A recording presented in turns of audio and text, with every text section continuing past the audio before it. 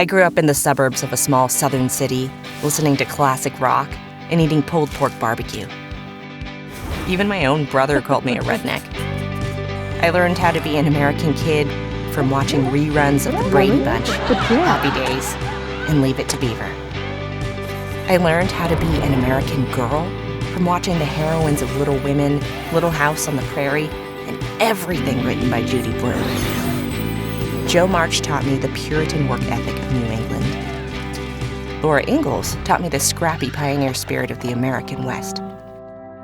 Still, my fellow Americans demanded to know, where are you really from? My Asian face betrayed me. I still remember a boy shouted "chink" after I'd gotten off the school bus. I pretended not to hear him. After that, I held up my eyelids and pinched the top of my nose every day, hoping I could alter the shape of my face. I tried to be more American. And still, my fellow Americans told me, go back to where you came from. Go back to Ireland?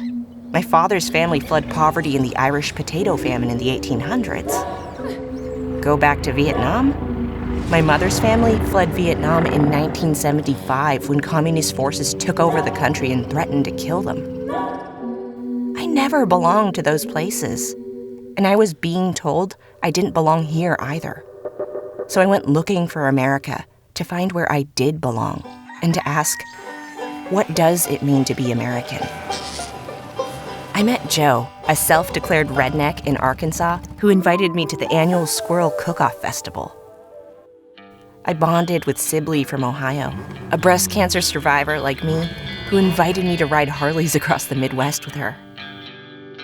I met Zeynep, a Turkish sociologist in Alaska, who taught me how to make sourdough bread. 330 million different ways to be American. 330 million different American dreams. The things I thought made me American never really mattered. What really mattered was to be true to myself.